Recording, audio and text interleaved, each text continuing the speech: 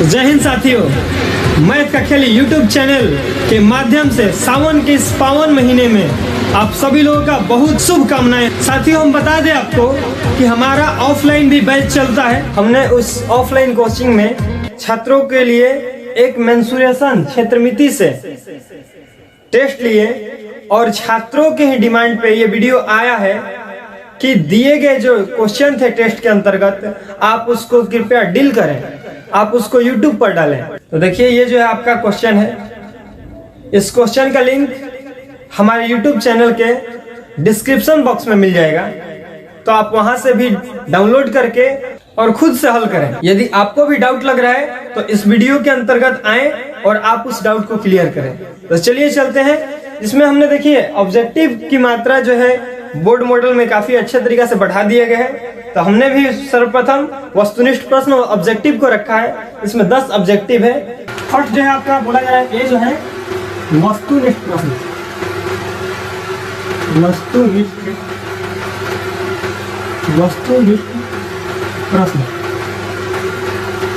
ठीक है। तो पहला क्वेश्चन आपका ये है, इनमें कौन गोले का पृष्ठीय क्षेत्रफल। देखिए, इस क्वेश्चन को तो हल नहीं कर रहे हैं। यदि आपको पता है तो आसानी से क्वेश्चन को हल कर, आसानी से टिक लगा सकते हैं। तो आपका ए ऑप्शन दिया गया है 2 पाई आर स्क्वायर, ये नहीं होगा। 3 पाई आर, ये भी नहीं होगा। हाँ देखिए, 4 पाई आर स्क्वायर, ये बिल्कुल ही हो जाएगा। क्योंकि बोले जा रहे गोले का पृष्ठीय क्षेत्रफल, ये गोले का पृष्ठीय क्षेत्रफल मतलब गोले का संपूर्ण पृष्ठीय क्षेत्रफल। यदि कभी भी वक्र या संपूर्ण की बात न करे तो आपको ध्यान में रखना कि वो हमेशा संपूर्ण पे बात कर रहा है, ठीक है। तो यहाँ आपके जो है पहला का आंसर सी हो जाएगा। पहला का आंसर हमारा सी हो गया। क्या होगा? 4 पाई आर स्क्वायर, ठीक है, 4 पाई आर स्क्वायर। चलिए दूसरा क्वेश्चन की बात करते हैं। दूसरा क्वेश्चन बोला कि किसी बेलन का व्यास। हाँ देखिए, ये क्वेश्चन जो है थोड़ा हल करने के लिए तो ध्यान से क्वेश्चन को पढ़ते हैं और फिर देखिए इसको फिगर के साथ हम लोग आगे देखते हैं। बोला क्या जा रहा है कि किसी बेलन का व्यास 14 cm है और इसकी ऊंचाई जो है 6 cm है। तो बताइए कि वक्र पृष्ठीय क्षेत्रफल क्या होगा। देखिए, एक जो है बेलन है, बेलन की हम ये क्या लिखिए, ये जो है बेलन है और इसका दिया क्या गया है, इसका व्यास दे दिया गया है। ये व्यास जो कि 14 सेंटीमीटर है और बोला जा रहा है कि इसकी ऊंचाई, ये ऊंचाई ये जो 6 cm है, ऊंचाई 6 cm है। तो बोला जा रहा है क्या कि बताइए इस बेलन का वक्र पृष्ठीय क्षेत्रफल क्या होगा। तो देखिए, बहुत ही सिंपल है। बेलन का वक्र पृष्ठीय क्षेत्रफल क्या होता है? बेलन का वक्र पृष्ठीय क्षेत्रफल, वक्र पृष्ठीय क्षेत्रफल इक्वल टू सूत्र होता है हमारा 2 पाई आर एच। बेलन का वक्र पृष्ठीय क्षेत्रफल 2 पाई आर एच। बस मान को पुट करते हैं, 2 है तो 2 पाई के जगह हमें पता है कि 22/7 होता है, गुना आर का वैल्यू दिया है, व्यास दिया है।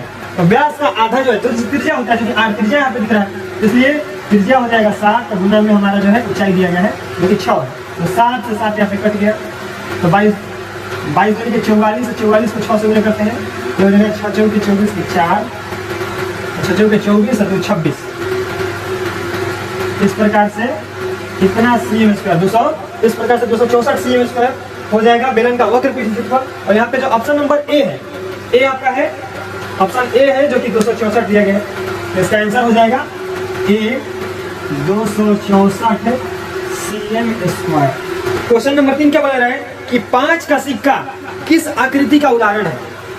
देखिए, कोई भी सिक्के की बात करें, कोई भी सिक्के की बात करें तो आपको हमेशा ध्यान में रखना कि वो जो बेलन की आकृति का होगा। कारण क्या है, इस फिगर में देखेगा कि नीचे एक वृत्त की एक नीचे वृत्त दिखाई दे रहा है और एक ऊपर वृत्त दिखाई दे रहा है।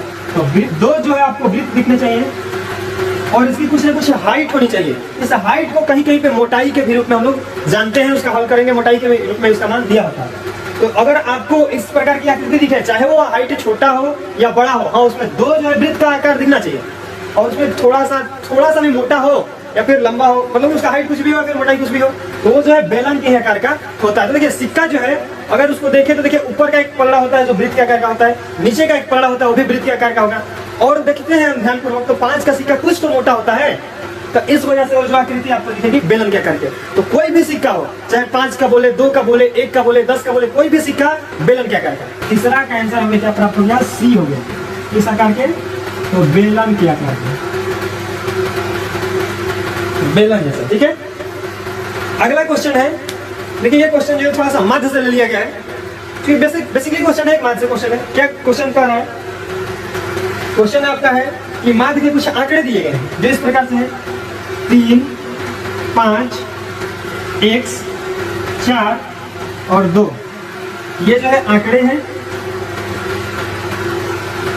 और फिर इसका जो है माध्य भी दे दिया गया है और इन आंकड़ों का माध्य जो है 4 है। इन आंकड़ों का माध्य क्या है? आंकड़े जो ये दे दिए गए और आंकड़ों का माध्य दे दिए गए 4। तो बोला जा रहा है क्या कि ये जो x लिखा गया है, x के स्थान पर किस अंक को रखा जाए। तो देखिए माध्य के लिए एक सूत्र होता है, कुल आंकड़ों का योग बटा कुल आंकड़ों की संख्या। हाँ दोस्तों, अगर नहीं पता तो इसको नोट कर लीजिए। कुल आंकड़ों का योग, तो देखिए आंकड़ा हमारा ये दिख रहा है, तो कुल आंकड़ों का योग करते हैं तो 3 + 5 + x + 4 + 2 और बटा में आ जाएगा, बोला था क्या, कुल आंकड़ों का योग। और बटा में क्या है? कुल आंकड़ों की संख्या। तो संख्या कितनी है? 1 2 3 4 5। इसी के बराबर में क्या होता है? माध्य होता है। माध्य का वैल्यू हमें पता है 4, तो 4 को रखते हैं। थोड़ा सा इसको हल कर ले और 5 इधर में बना हो गया तो 5 का हो गया 20 और यहाँ पे लिखते हैं तो 3 5 8, 8 4 12 और 12 2 14। तो 14 प्लस देखिए x जो है अलग जाति का है, x जो अचर राशि हो गया, ये सारे अचर राशि में। तो हमने क्या किया? अचर राशि को जोड़ दिया, अचर को अलग रख दी, तो प्लस में हो गया x। अब इसी x का वैल्यू ज्ञात करें तो हम करना क्या है? बहुत ही सिंपल है, इसको हल करना है तो इसको उधर लेके चले जाएंगे। तो 14 जो इधर आ जाएगा, 14 का चिन्ह कुछ भी नहीं है तो प्लस है। कभी भी चिन्ह देखना है किधर, तो कोई भी आंकड़ा दिया गया, कोई भी मान दिया उसके बायां तरफ, अगर चिन्ह कुछ भी नहीं है तो प्लस याद रखना है। ठीक है, इसलिए हमारे यहाँ पे x का वैल्यू क्या हो गया? 20 - 14 था। 20 - 14 यहाँ पे 6 आंसर हो जाएगा। तो ऑप्शन जो है ए यहाँ पे सही हो जाएगा, 4 का आंसर हो जाएगा ए 6। 5 बोला कि इनमें कौन शंकु का आयतन है? तो शंकु का आयतन जिसको पता हो मार देगा। सूत्र होता है 1/3 πr²। शंकु का सूत्र, शंकु के आयतन का सूत्र 1/3 πr² हो जाएगा आंसर ए r²h। चलिए क्वेश्चन नंबर 6 पर चलते हैं। तो क्वेश्चन नंबर 6 के बोल रहा है 6 है, 7 है, 8 है, 9 है, 10 है। चलिए क्वेश्चन 6 पर चलते हैं। तो क्वेश्चन 6 कह रहे हैं क्या कि एक फुटबॉल की त्रिज्या एक गेंद के त्रिज्या की 4 गुनी है। एक फुटबॉल की त्रिज्या एक गेंद के त्रिज्या की 4 गुनी है, तो उनके संपूर्ण पृष्ठीय क्षेत्रफल क्या होंगे? देखिए बोला क्या जा रहा है कि एक जो है फुटबॉल है, ये जो फुटबॉल मान लेते हैं, और एक जो है गेंद है, ये जो है बॉल है। अब बोला जा रहा है कि इसकी जो भी त्रिज्या है, इसकी त्रिज्या की अपेक्षा जो है 4 गुनी है। मतलब कि अगर इसकी त्रिज्या 1 है तो इसकी त्रिज्या क्या हो जाएगी? 4 हो जाएगी। ठीक है, तो बोला क्या जा रहा है, तो उनके संपूर्ण पृष्ठीय क्षेत्रफलों का अनुपात क्या होगा? तो चलिए देखते हैं। तो सर्वप्रथम फिर इस आकृति को ध्यान देते हैं। तो गेंद हो या फुटबॉल हो, किस आकार का होगा? हाँ बिल्कुल सही है, गोले के आकार का होगा। गोले का आकार मतलब क्या कि हमें करना है क्या कि फुटबॉल का पृष्ठीय क्षेत्रफल, वो भी संपूर्ण पृष्ठीय क्षेत्रफल, बटा गेंद बॉल का संपूर्ण पृष्ठीय क्षेत्रफल बराबर। देखिए सूत्र क्या है? संपूर्ण पृष्ठीय क्षेत्रफल का सूत्र क्या होता है? 4 पाई, अब देखिए इसके लिए बड़ा है, इसलिए बड़ा है, इसकी त्रिज्या के लिए 4 पाई r² बटा ये जो है इसके, ये भी गेंद का जो आकार गोला जैसा है, इसके लिए सूत्र होगा 4 पाई। अब ये छोटा है इसलिए यहाँ पे छोटा है, r² करने। ठीक है, तो चलिए यहाँ पे अब देखते हैं इसको हल करते हैं। यहाँ से 4 से 4 खत्म, पाई से पाई खत्म, r की वैल्यू पुट करते हैं। तो बोला क्या जाता है कि इसका जो त्रिज्या इसकी अपेक्षा 4 गुना, मतलब ये 1 है तो ये 4 है, यहाँ पे 4 का स्क्वायर रखेंगे, बटा में नीचे में 1 का स्क्वायर, तो 4 का स्क्वायर 16 अनुपात और 1 का स्क्वायर 1 हो गया। तो यही हमारा क्या हो गया? आंसर हो गया। ठीक है, फिर अब ऑप्शन में देखते हैं। तो हमारा ऑप्शन जो है डी दिख रहा है, 16 अनुपात 1। हमारा आंसर क्या हो गया? डी। 16:1। चलिए क्वेश्चन नंबर 7 पर चलते हैं।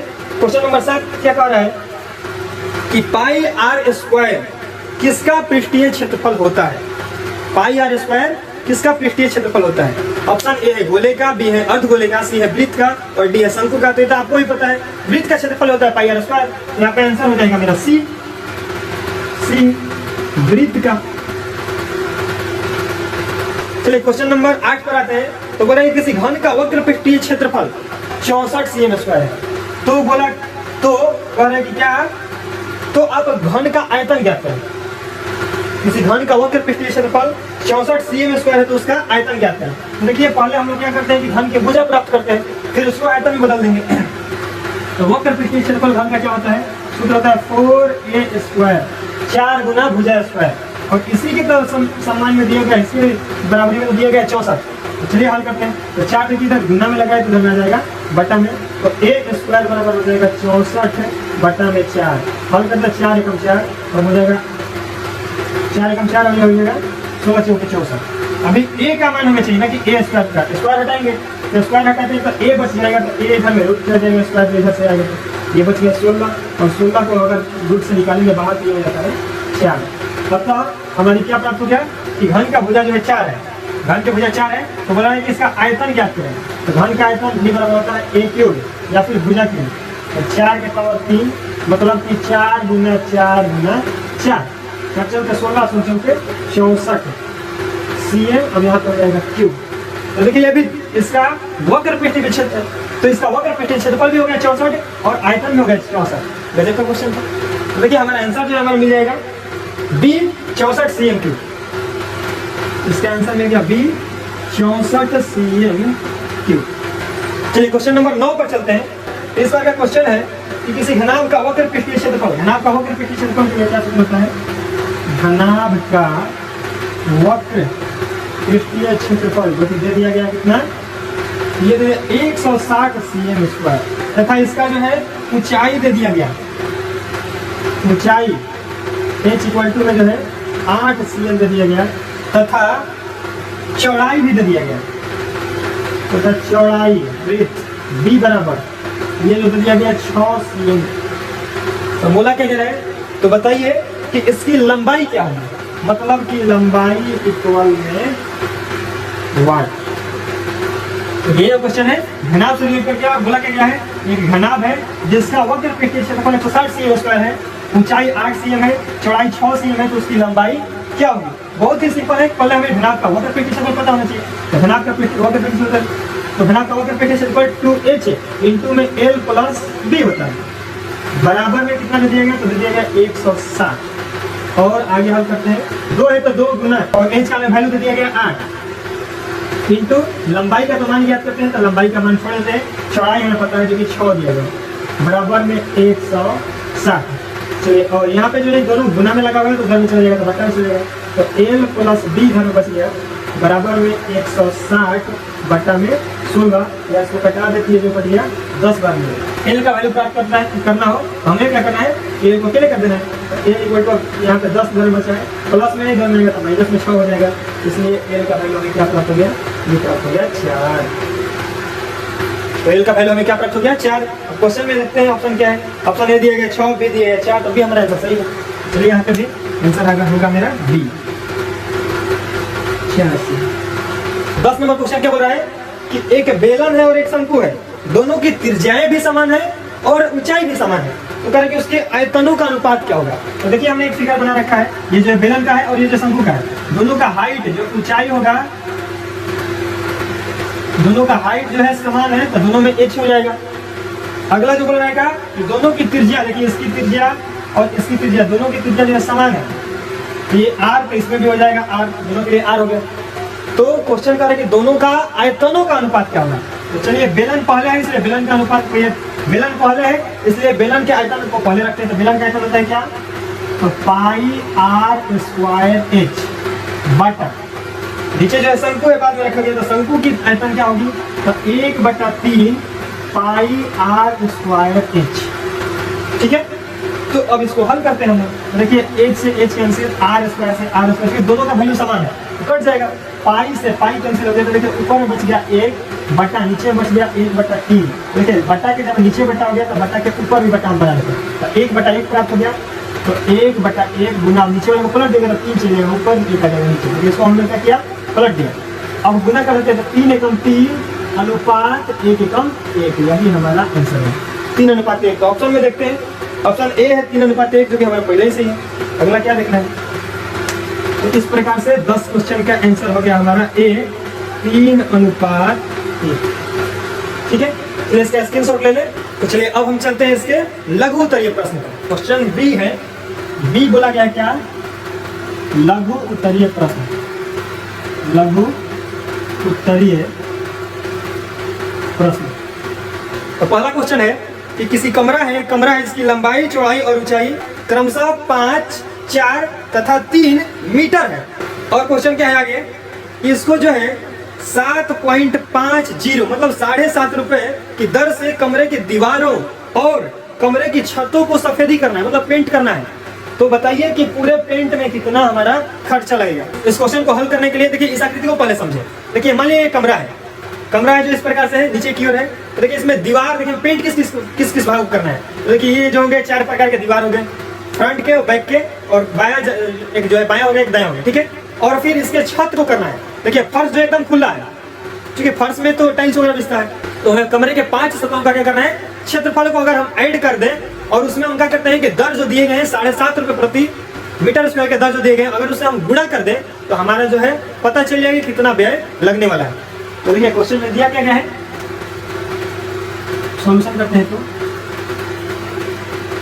एक कमरे दिया गया है, इसको लिख लेते हैं।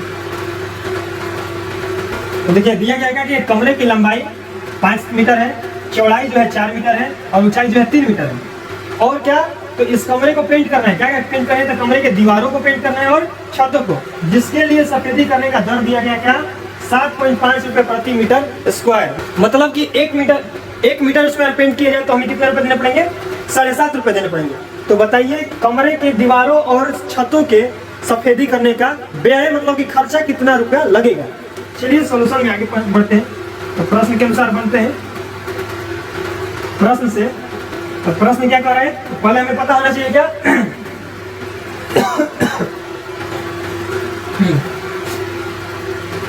तो खर्च के लिए क्या सूत्र होगा, तो खर्च के लिए सूत्र होगा कुल रंगाई, कुल सफेदी की गई, कुल सफेदी किया गया क्षेत्रफल और गुना में हो जाएगा दर। ठीक है, कुल सफेदी किया गया क्षेत्रफल और गुना में हो गया दर। तो देखिए कुल सफेदी के रूप में देखिए बोला जाएगा कि 4 दीवारों को, तो 4 दीवार जो अगर कभी भी क्वेश्चन आए, चाहे आप कमरे के वो कमरा घनाभ के आकार का हो अथवा वो जो है घन के आकार का हो, तो उसके लिए अगर चारों दीवार बोल दिया, मतलब कि हमें क्या करना है, तो उस आकृति का हमें वक्र पृष्ठीय क्षेत्रफल लेना है। तो देखिए 4 दीवार के लिए जो हो गया, तो 4 दीवार के लिए हो गया घनाभ का वक्र पृष्ठीय क्षेत्रफल और फिर प्लस, और एक छत भी है, एक जो छत है, तो छत की आकृति क्या होगी, तो बिल्कुल सिंपल है, आयत के आकार का होगा। तो आयत के लिए जो हो गया हमारा क्या, आयत का क्षेत्रफल होता है, आयत का क्षेत्रफल। और इसी में हमें क्या करना है, तो दर से गुना करना है। चलिए अब चलते हैं। तो घनाभ का वक्र पृष्ठीय क्षेत्रफल हो गया 2h इंटू में l प्लस b, और प्लस में आयत का क्षेत्रफल तो l इंटू b हो जाता है। और हमारा दर क्या दिया गया है, तो दर जो दिया गया है 7.5 मतलब 7 रुपए प्रति मीटर स्क्वायर। चलिए वैल्यू को आगे पुट करते हैं। 2 है तो 2, h की जगह, तो h की जगह में पता चल गया क्या, h जो है 3 मीटर का है, तो 3 इंटू में l की जगह 5 प्लस b की जगह जो है 4 हो गया, प्लस लंबाई, तो लंबाई जो है फिर 5 प्राप्त हो गया, इंटू चौड़ाई जो हमें 4 प्राप्त हो गया, और गुना दर जो है दर दिए 7.50 रुपए। ठीक है, हल करते हैं आगे की ओर। 3 दूनी के 6 इंटू में 5 4 9 प्लस 4 5 20, और इसी में हमें गुना करना है। देखिए इसको हम बटन बता रहे हैं, 750 बटन है 100 हो जाएगा। देखिए 1 0 से 2 कट गया। आगे बढ़ते हैं हम। तो यहाँ पे देखिए इसमें गुना है, तो 9 छक्का 54 प्लस 20 है तो 20, और इसको गुना करना है हमें क्या 75/10। आगे और हम करें तो आगे जो हमारा हो जाएगा 54 20 हो गया 74 प्लस 74 गुना है तो गुना 75/10। देखिए इसको घटाते हैं तो 5 दूनी के 10, ये हो गया 15 5 75। दूसरे इसको घटाने 2 एकम 2, ये हो जाएगा 3 दूनी के 6, और ये हो गया 14, तो 7 दूनी के 14। और 15 में और 37 में गुना करते हैं तो 15 7 75 से 8 हो गया 5, 7 लग गया 10, 15 3 45 और 45 10 55। ये जो है इतना रुपया जो हमें खर्च के रूप में लगेगा, यही हो गया आंसर। तो इस प्रकार से हमें पता चल गया क्या कि कुल खर्च कुल व्यय सफेदी का क्या होगा 555 रुपए। देखिए बिल्कुल आपका करेक्ट आंसर। चलिए हम क्वेश्चन नंबर 2 पर चलते हैं। क्वेश्चन नंबर 2 क्या बोल रहा है कि ऊंचाई 14 cm वाले एक लंब वृत्तीय बेलन का वक्र पृष्ठीय क्षेत्रफल 88 cm स्क्वायर है, तो बेलन के आधार का व्यास ज्ञात कीजिए। इसमें क्या दिया गया है, तो एक लंब वृत्तीय बेलन है, बेलन हमें वाट करना है, मतलब 2r का हमें वैल्यू ज्ञात करना है। तो चलिए क्वेश्चन जो दे दिया गया उसका आंसर हम हल करते हैं। तो क्वेश्चन जो है प्रश्न से हम लोग चले, प्रश्न क्या बोला है कि बेलन का वक्र पृष्ठीय क्षेत्रफल, इसके लिए सूत्र होता है क्या 2πrh, जिसका वैल्यू दे दिया गया कितना 88 cm स्क्वायर। ठीक है, आगे चलिए इसको मान को पुट करते हैं।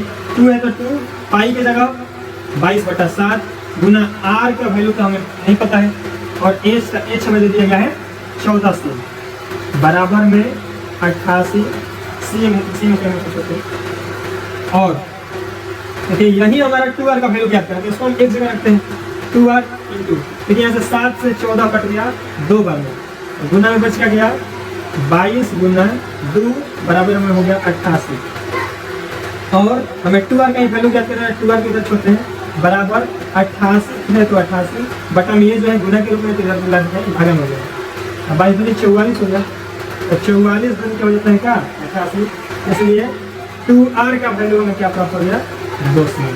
इसलिए 2r का वैल्यू हमें क्या प्राप्त हो गया 2 cm, जो कि हमें यही हमारा आंसर। चलिए क्वेश्चन नंबर 3 पर चलते हैं। क्वेश्चन नंबर 3 क्या बोला जा रहा है कि एक जोकर की टोपी शंकु के आकार की है। जी हाँ बिल्कुल, जोकर की टोपी आप कितनी देखे होंगे, हम लोग होली वगैरह में या फिर बर्थडे वगैरह में देखते हैं क्या कि इस प्रकार की टोपी होता है।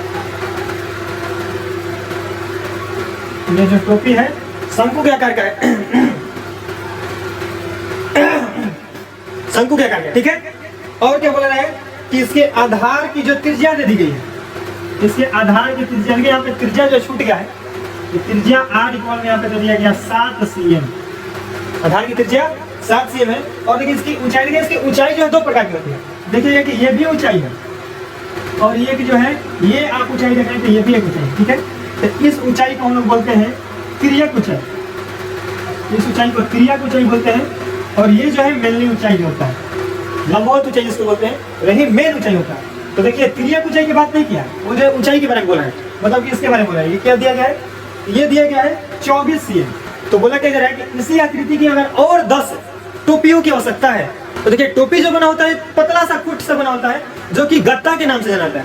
तो वही बोल रहा है क्या, तो बताइए कि उस गत्ते तो 10 टोपी को बनाने के लिए हमें कितने गत्ते की आवश्यकता होगी। तो अगर हमें एक टोपी में लगे गत्ते का क्षेत्रफल पता चल जाए तो उसमें 10 से गुना कर देंगे और हमारा आंसर प्राप्त हो जाएगा। ये 2 दे दिया गया है कि शंक्वाकार टोपी की ऊंचाई 14 cm तथा आधार की त्रिज्या जो इसकी 7 cm है।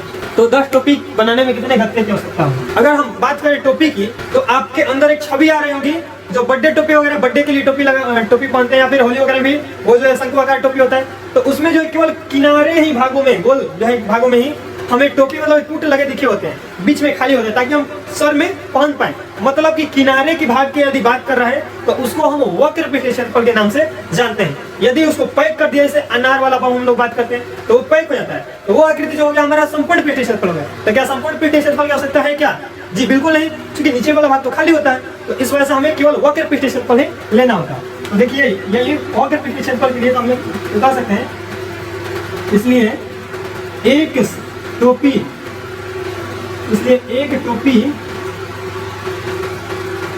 इसलिए एक टोपी में लगा गत्ते का क्षेत्रफल बराबर में कहा जाएगा तो शंकु बराबर में शंकु का वक्र पृष्ठीय क्षेत्रफल। तो हमें एक का पता चल गया और हमें 10 का यदि पता लगाना हो, 10 टोपी में लगेगा का क्षेत्रफल बराबर 10 गुना शंकु का वक्र पृष्ठीय क्षेत्रफल। अब शंकु का वक्र पृष्ठीय क्षेत्रफल देख लेते हैं। 10 गुना वक्र पृष्ठीय क्षेत्रफल का सूत्र होता है पाई आर एल। तो चलिए एल का वैल्यू पहले ज्ञात करते हैं। देखिए एल तिर्यक ऊंचाई एल बराबर क्या सूत्र होता है? तिर्यक ऊंचाई एल इक्वल सूत्र होता है root under r square plus h square, या फिर आप कह सकते हैं h square plus r square. चलिए वैल्यू को पुट करते हैं, आगे हल करते हैं। आर का वैल्यू हमें पता है 7, तो 7 का स्क्वायर प्लस ऊंचाई हमें पता है 24, तो 24 का स्क्वायर। 7 का स्क्वायर करते हैं तो ये हो जाता है 749 प्लस 24 का स्क्वायर करेंगे तो ये हो जाता है 576। चलिए दोनों को ऐड कर देते हैं तो 9 और 6 15 के हो गया 5, हाथ में लग गया 1, 4 1 5, 5 7 12 की 2, हाथ में लग गया 1, 5 और 1 6। तो देखिए 625 का वर्गमूल जो होता है हमें पता है क्या, ये जो है 25 होता है। 625 का वर्गमूल 25 cm। तो इस प्रकार से हमारा L बराबर क्या पता हो गया 25 cm। अब हमें सूत्र में पुट करके हल कर देना है। चलिए आगे देखते हैं। आगे में 10 गुना पाई की जगह 22/7 गुना आर के जगह वैल्यू दे दिया गया 7 गुना एल के जगह में प्राप्त हो गया 25। ये 7 से 7 यहाँ पे कट गया, आ गया 10 गुना 22 गुना में 25। चलिए 22 और 25 को गुना कर लेते हैं। तो 25 दूनी 50 का हो गया 0, अथवा लग गया 5, 25 दूनी 50 और 5 55 और एक इसका 0 यहाँ पे बैठ गया। तो इतना cm स्क्वायर हमें गत्ते की आवश्यकता होगी। यही हो गया आंसर। अतः का इसलिए कुल गत्ते का क्षेत्रफल इक्वल हमें प्राप्त होंगे। अतः कुल गत्ते का क्षेत्रफल हमें क्या प्राप्त हो गया, 5500 cm स्क्वायर, जो कि आंसर है। ठीक है, इसको आप स्क्रीनशॉट ले लो। चलिए अब क्वेश्चन नंबर 4 पर आते हैं। 4 नंबर क्वेश्चन क्या बोला जा रहा है कि पीतल से बने एक अर्धगोलाकार कटोरे का आंतरिक व्यास। देखिए पहले जो है आकृति बोला अर्धगोलाकार कटोरे के बारे में। एक अर्धगोलाकार कटोरा हम लोग बना लें जो कि इस प्रकार से हो जाए। ये अर्धगोलाकार कटोरा किससे बना है, तो पीतल के द्वारा बना है। ठीक है, और बोला है कि इसका आंतरिक व्यास मतलब कि अंदर का व्यास यहां से यहां तक, इसको हम लोग व्यास बोलते हैं। तो आंतरिक व्यास जो दे दिया गया है 10.5 cm, और क्या दे दिया गया है 10.5 cm है। और आगे क्या बोला रहा है कि यदि इसे, और आगे में क्या है कि 16 रुपए प्रति 100 cm स्क्वायर की दर से, देखिए ये बात क्या करना चाह रहे हैं, 100 cm स्क्वायर यदि आप पेंट कर रहे हैं तो वहां पे आपको 16 रुपए देने। इस पे गौर कीजिएगा। तो वो कह रहे क्या, तो इसके आंतरिक पृष्ठ का कलई करने का खर्च क्या होगा, मतलब कि इसके अंदर में कलई करना है, मतलब कि इसको चमकीला बनाने के लिए, और हो सकता है कि पीतल का पानी फिर से चढ़ाया जा रहा हो। ठीक है, तो अंदर की बात करें या फिर बाहर की बात करें, इस स्थिति में हमें क्या लेना होता है, तो केवल वक्र लेना होता है। संपूर्ण कब बनेगा, तो पिछला आकृति में बताया क्या कि जो भी शंकु के आकार का होगा, अगर वो पूरा ढक जाएगा, मतलब उसमें हवा जाने की पानी जाने की अब स्थिति नहीं बन रही, तो संपूर्ण हो गया। लेकिन अगर आ जा सकता है तो वक्र हो गया। तो कटोरा जो होगा आने जाने वाला होगा, क्योंकि इसमें हम कुछ डाल सकते हैं, रख सकते हैं। ठीक है, तो इन स्थितियों में हमें क्या करना है कि इसका वक्र पृष्ठीय क्षेत्रफल को हल करना है। तो देखिए जो दिया गया उसको लिख लेते हैं। तो दिया क्या है, अर्धगोलाकार कटोरे का आंतरिक व्यास d इक्वल में 10.5 cm और कलई करने का दर 16 रुपए प्रति 100 cm स्क्वायर, मतलब कि 100 सेंटीमीटर स्क्वायर को हम पेंट करेंगे तो हमें कितना रुपए देना पड़ेगा, 16 रुपए। तो बोला तो हमें ज्ञात क्या करना है, तो बताइए कि आंतरिक पृष्ठ, तो कटोरे का आंतरिक पृष्ठ पर कलई करने का व्यय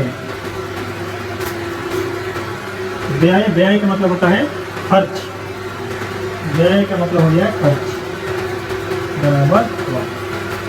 ठीक है, चलते हैं प्रश्न से। तो प्रश्न से चले तो अभी हमने बताया कि कलई अगर आंतरिक पृष्ठ पे कटोरे का आंतरिक पृष्ठ पे कलई करना है मतलब क्या, गोले का वो करके प्रतिशत कर लेंगे। तो खर्च बराबर हमें सूत्र क्या पता चल जाएगा,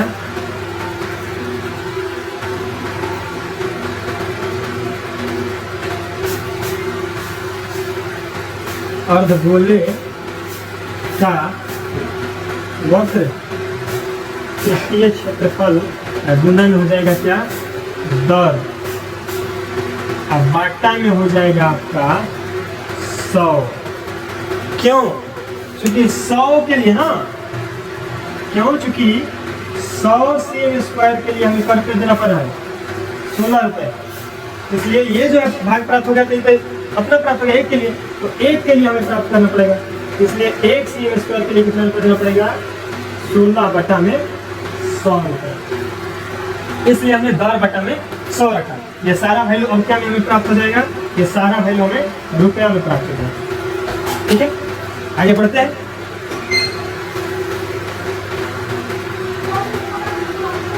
चलिए हम बोले का वक्र पृष्ठीय क्षेत्रफल सूत्र क्या होता है, 2 पाई आर स्क्वायर गुना दर क्या है, तो दर है 16 बटा में 100, तो किस चीज में है, तो रुपये में। चलिए 2 है तो 2 पाई की जगह 22 बटा 7 गुना में आर, देखिए व्यास दिया गया है तो हमें त्रिज्या ज्ञात करनी है, तो त्रिज्या करने के लिए क्या करेंगे, आधा कर देंगे, तो इसका हो जाएगा 5.25, 10 का दिया 5 का, और 5 मतलब 50 पैसा है, 50 पैसा का दिया 25 पैसा, तो आर स्क्वायर है तो देखिए एक आर के लिए रख दिए, फिर अगला जो है 2 बार हमें करना पड़ेगा, गुना में आ गया हमारा 16 बटा में 100, क्या में तरीका है। हल करते हैं इसको, हो जाएगा 22 दूनी के 44 बटा में 7 का 7, देखिए इसको हम बटा में बदल देते हैं, 5 2 5 बटा में आ गया 100 गुना फिर है 5 2 5 बटा में 100 गुना में 16 बटा में 100। चलिए इसको कटाने का प्रयास करते हैं, तो 7 एकम 7, इसको 7 से कटाते हैं, तो 7 7 49 बच गया 3, 7 बचे 35, 75 बार में कट गया। अगर चाहे तो हम इसको कटा सकते हैं, 25 3 75, ये हो जाएगा 25 चौके 100, और इसको 4 से कटा देते हैं, हो गया 44। अब इसको छोड़ देते हैं, कटाएंगे नहीं, आगे गुना कर लिया जाएगा। तो चाहे तो आप इसको कटा भी सकते हैं, 25 चौके 100, आगे कटाते हैं, तो 25 के 100 और इसको 25 से कटाएगा, 25 दूनी के 50, और फिर हो जाएगा 25 एकम 25, और इस 4 को कटा देते हैं 16 से, तो 4 बार में कट जाएगा। ठीक है, तो इस प्रकार से हमें बच क्या गया, बच गया हमारे, आगे इसमें उदाहरण करते हैं, बच गया इधर में 11 गुना 3 गुना 21 गुना 4, और सभी के बट्टा में क्या है, तो सभी के बट्टा में 100। ठीक है, गुना करते हैं, और गुना करते थे, ये हो गया 11 3 33 गुना, ये हो गया 21 चौके 84 बटा में 100 है, तो 100 है। आगे गुना करते हैं, तो 84 है, तो 33 है, गुना करते हैं, और 3 चौके 12 की 2 हाथ में लग गया 1, 3 8 24 1 25, 3 चौके 12 25 तो 27 10 37 हो गया 7, 5 में लगा 3, 8 के 24 और 24 3 हो गया 27, मतलब इसको गुना करते हो गया 27 72 बटा में है 100, तो 100 का है, और इसको हम दशमलव में बदल लेते हैं, दिया जाएगा 27 रुपया 72 पैसा। यही हमारा जो है आंसर था। ठीक है, यही हमारा आंसर है, मतलब कि पूरे कटोरे के आंतरिक पृष्ठ को अगर हम कलई करना चाहेंगे और वो भी इस दर के द्वारा, तो हमें कितना रुपया देना पड़ेगा, 27 रुपया 72 पैसा। तो चलिए क्वेश्चन नंबर 5 क्या कर रहा है कि एक खुले मैदान में 10 मीटर लंबी एक दीवार का निर्माण किया जाना था। तो चलिए क्वेश्चन अब देखिए, इसको फिगर के थ्रू समझे। तो बोला है क्या कि इसे एक दीवार है जिसकी ऊंचाई 4 मीटर, लंबाई 10 मीटर और जो चौड़ाई है इसकी जो है 24 सेंटीमीटर है, और इसको बनाने के लिए बहुत सारे ईंट लगे हैं। ये ईंट किस प्रकार की, इस प्रकार के, और ये ईंट की क्या बीमारी है, तो ईंट की बीमों में लंबाई जो दी है 24 सेंटीमीटर, चौड़ाई जो है इसका 12 सेंटीमीटर, ऊंचाई जो है 8 सेंटीमीटर है। तो बोल रहा है क्या कि इस प्रकार के कितने नंबर पूछ रहा है, कितनी संख्या में ईंट को लिए जाए तो ये दीवार का निर्माण हो जाएगा। तो बहुत ही सिंपल है, हमें करना क्या होगा कि पूरे दीवार के आयतन से एक ईंट के आयतन को भाग देंगे और हमें प्राप्त हो जाएगा कि कितना इसमें ईंट लगा है। चलिए जो दिया उसको लिखते हैं। तो देखिए ये क्वेश्चन में दिया गया है कि दीवार की लंबाई 10 मीटर, चौड़ाई 24 सेंटीमीटर और ऊंचाई जो है 4 मीटर है। साथ ही ईंट की लंबाई 24 सेंटीमीटर, चौड़ाई 12 सेंटीमीटर, ऊंचाई 8 सेंटीमीटर है। तो देखिए ये सारे जो है क्वेश्चन हम देख रहे हैं सेंटीमीटर में, और ये दो जो दिख रहा है मीटर में। हम पता है कि इस मीटर को सेंटीमीटर में बदलते हैं। हमें पता है कि 1 मीटर बराबर 100 सेंटीमीटर होता है, इसलिए 10 मीटर बराबर हो जाएगा 1000 सेंटीमीटर। साथ ही यहाँ पे 4 दिया है तो 4 गुना 100 करेंगे तो हो जाएगा 400 सेंटीमीटर। तो देखिए पूरा जो है मान बदल गया सेंटीमीटर में। अब इसको आसान पूर्वक हल करते हैं। तो देखिए दीवार में लगे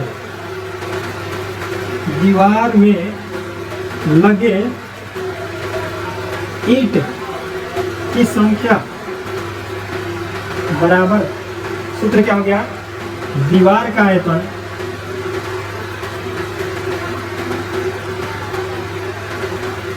बटा ईंट का आयतन।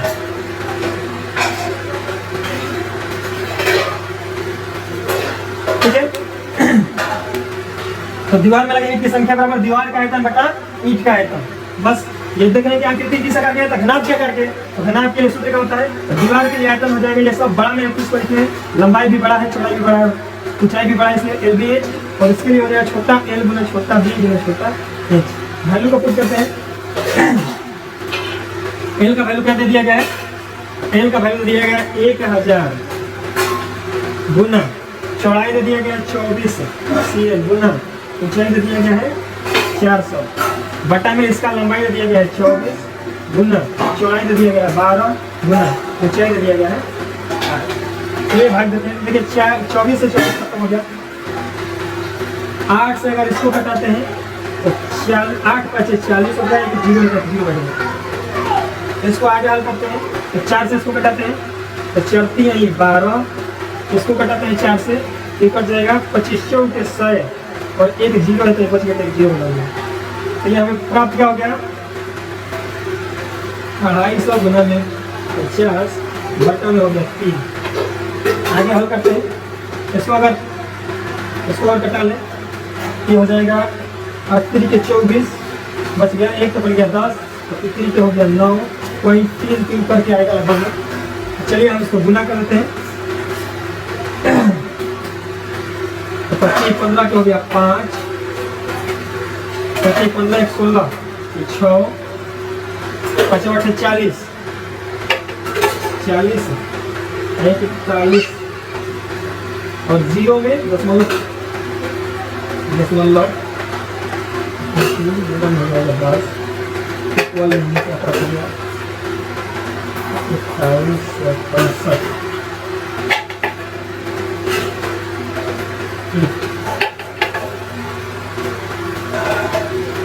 इस प्रकार से इसको हम सोल्व करते चलेंगे।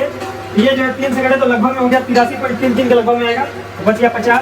तो पहले 5 से गुना करिए तो ये जो वैल्यू इतना प्राप्त हो गया, गुना में 10 तो 10 से इसको गुना करिए तो ये हमारा ईंट की संख्या प्राप्त हो गई है 4365, जो कि हमारा आंसर होगा।